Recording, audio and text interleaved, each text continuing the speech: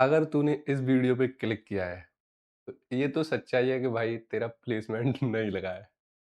अब तू इस वीडियो पे आ ही गया है, तो इस वीडियो को एंड तक देखना। एंड मैं दावे के साथ कह सकता हूँ, अगर तूने ये वीडियो फॉलो कर ली, डेफिनिटली तू नेक्स्ट 4 मंथ्स में प्लेसमेंट ले लेगा। हे गाइस व्हाट्स अप, कैसे हो guys? So this is your Shivam भैया और आज का हमारा टॉपिक है how to get a placement in 4 to 5 months. So अगर आपका अभी तक प्लेसमेंट नहीं हुआ है एंड आप एक अच्छा प्लेसमेंट चाहते हो, तो इस वीडियो को एंड तक देखना। मैं इस वीडियो में आपको best strategy and best skills बताऊंगा to get a placement in just 4 to 5 month guys. So चलिए वीडियो को शुरू करते हैं गाइस। सो मैं बताता हूँ क्या क्या करना चाहिए। अरे भाई ये सब तो क्या क्या लगा रखा है, ये गूगल, माइक्रोसॉफ्ट, अमेज़न, इन सब में जॉब लगेगी क्या? लग जाएगी गाइस, बट थोड़ा मेहनत है। सो सबसे पहले समझिए what should I do for the placement और इंटर्नशिप। बेसिकली कंपनी हमें अगर हायर करेगी तो क्या क्या पूछेगी। मैं सबसे पहले बात करता हूँ भैया, क्या पूछेगी कंपनी। सबसे पहले मैं बात बताऊं तो भाई सबसे पहले कंपनी पूछती है डेटा स्ट्रक्चर एंड एल्गोरिदम, मतलब उसकी प्रॉब्लम्स एंड रिज्यूम में हमारे कुछ प्रोजेक्ट्स देखती है। हमें कुछ टेक्निकल सब्जेक्ट्स की नॉलेज होनी चाहिए like oops, OS, CN and DBMS. अगर हमें इन सब सब्जेक्ट की नॉलेज है तो हम इंटरव्यू डेफिनेटली क्लियर कर। और एक अच्छा सा हमारे पास होना चाहिए रिज्यूम। बेसिकली अगर आप ये सारे क्राइटेरिया फुलफिल कर देते हो, आप प्लेसमेंट हो या इंटर्नशिप आप ले ही लोगे। चलिए मैं आपको बताता हूँ अब स्किल्स के बारे में क्या। तो सबसे पहले बात करता हूँ data structure and algorithm.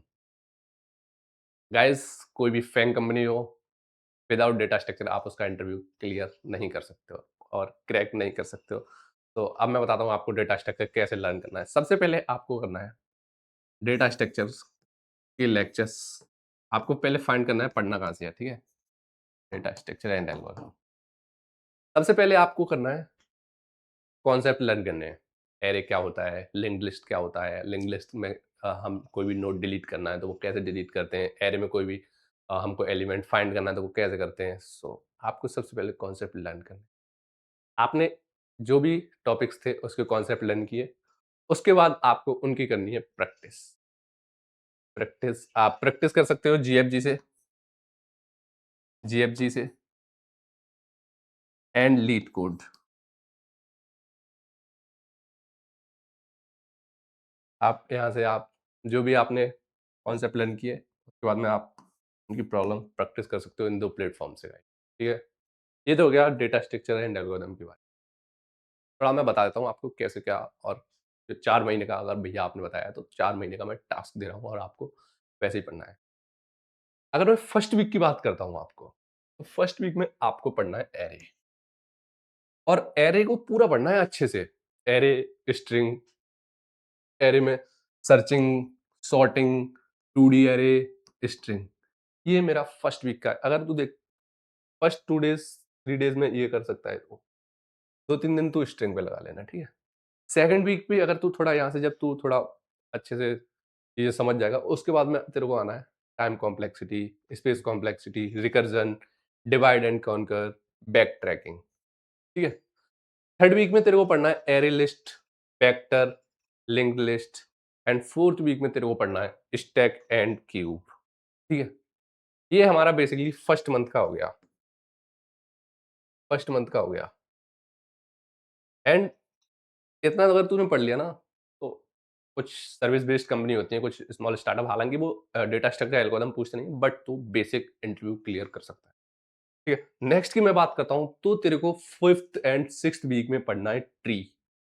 Binary tree क्या होता है, बाइनरी सर्च ट्री क्या होता है, ट्रीज़ क्या होते हैं, ट्राइज़ सॉरी, ठीक है?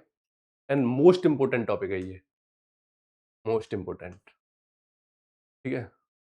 Priority cube, hashing, greedy, greedy most important है।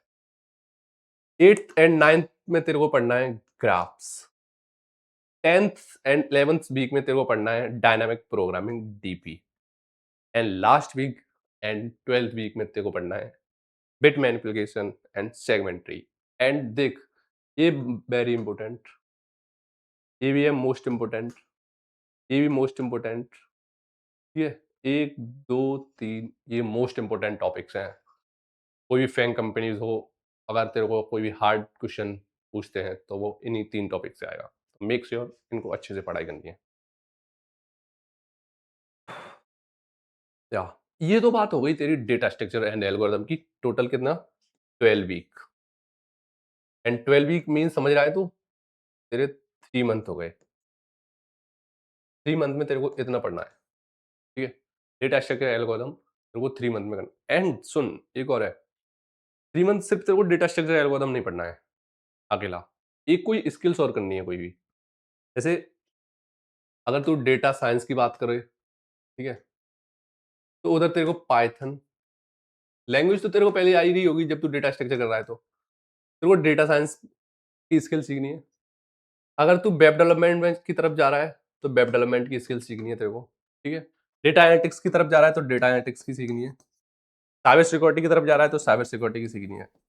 ये बेसिकली तेरे को कोई एक स्किल्स भी पकड़ के सीखनी है इन 3 मंथ्स, 3 मंथ्स में, ठीक है? अगर मैं बात करूँ देख तो क्या-क्या सीखना है तेरे को, बेसिकली 2 पार्ट में तेरे को 3 मंथ्स में रहना है। 3 मंथ में तेरे को एक तो स्किल्स की तरफ ध्यान देना है, जो कि कोई भी तू पकड़ ले उसको सीखना है। सेकंड की तरफ जाना है डेटा स्ट्रक्चर एल्गोरिथम, देखो भाई ये तेरा इंटरव्यू क्रैक कर पाएगा, ठीक है? नेक्स्ट मैं बात करता हूँ technical subject, very important for the interview guys, theory subject. तो तेरे को फर्स्ट ऊप्स के कॉन्सेप्ट सीखने हैं 2 और 3 मंथ में, 2 और 3 डेज़, सॉरी 2 एंड 4 डेज़ में। एंड सुन, तेरे को ये सब 2-3 दिन में बेसिकली उतना ही सीखना है, पढ़ना है, जितना इंटरव्यू के पर्पज़ से है। डेटाबेस मैनेजमेंट तेरे को सीखना है 1 वीक में। ऑपरेटिंग सिस्टम तेरे को 4 टू 6 डेज़ में सीखना है। उसके बाद में कंप्यूटर नेटवर्क तेरे को 4 टू 5। एंड मैं फिर से बोल रहा हूँ, अपन को सिर्फ उतना ही पढ़ना है जितना हमारे इंटरव्यू के लिए इम्पोर्टेंट है। अगर तू इनकी मास्टरी करने बैठ गया ना, तो देख मैं तेरे को बताता हूँ, मैंने गेट की प्रिपरेशन जब की थी, मेरे को डीबीएमएस में 1 महीना लगा था, ऑपरेटिंग सिस्टम में मेरे को 1 कंप्यूटर नेटवर्क में 2 महीने। तेरे को ये सारे सब्जेक्ट सीखने में ही 5 मंथ लग जाएँगे, समझ रहा है? मास्टरी। और अगर तू मास्टरी लेवल का चाहेगा तो तेरे को 1 साल से भी ज़्यादा लग जाएगी। तो मेक श्योर तेरे को सिर्फ उतना ही पढ़ना है जितना हमारे इंटरव्यू में इम्पोर्टेंट है, ठीक है? 1 महीने में तेरे को ये करना है, ठीक है? तो 1 मंथ में तो हमारे ये सब्जेक्ट हो गए और 3 मंथ में हमारा हो गया डेटा स्ट्रक्चर एल्गोरिथम, ठीक है ऐसे। ठीक है? ये सब हमको ऐसे पढ़ाई करनी है। नेक्स्ट की मैं बात करता हूँ प्रोजेक्ट। अब तेरे 4 मंथ में तूने उधर कर लिया, अपनी स्किल्स डेवलप कर ली, अब तेरे को लास्ट 5th मंथ में तेरे को बनाना है प्रोजेक्ट, जैसा कि मैंने तेरे को ऑलरेडी बताया था, तेरे को एक स्किल्स भी सीखनी है। चाहे वेब डेवलपमेंट में सीख ले, चाहे गेम डेवलपमेंट सीख ले, चाहे ब्लॉकचेन सीख ले, डेटा साइंस और मशीन लर्निंग। जो भी तूने स्किल्स सीखी है, उसके तेरे को बनाना है प्रोजेक्ट्स। क्योंकि अगर देख तू माइक्रोसॉफ्ट की बात करेगा, तो माइक्रोसॉफ्ट एक ऐसी कंपनी है जो कि सिर्फ रिज्यूम एनालाइज़ करती है। रिज्यूम से क्वेश्चन बहुत पूछते हैं वो लोग, ठीक है? अगर तूने कोई भी प्रोजेक्ट अपने रिज्यूम में डाला है, लिखा हुआ है, वो तेरे को उस प्रोजेक्ट से रिलेटेड बहुत ही ज़्यादा क्वेश्चन्स करेंगे। तो मेक श्योर अगर तूने कोई भी प्रोजेक्ट बनाया है, तो अच्छे से पढ़ना है, उसको अच्छे से एनालाइज़ करना है, कौन सी स्किल सीखनी है, ठीक है? नेक्स्ट की बात करता हूँ रिज्यूम। अरे भैया ये तो हमारा ही वुडू है। रिज्यूम एक तेरे को बहुत ही अच्छा एटीएस स्कोर के साथ में तेरे को रिज्यूम बनाना है, ठीक है? अच्छे कीवर्ड्स रखने, इमेज थोड़ा मतलब रखना मत, इमेज कोई ज़्यादा ज़रूरी नहीं है, तो इमेज तुम ना भी रख सकता है। तेरे को अच्छे कीवर्ड्स डालने हैं रिलेवेंट, डेटा साइंस से रिलेटेड, ठीक है?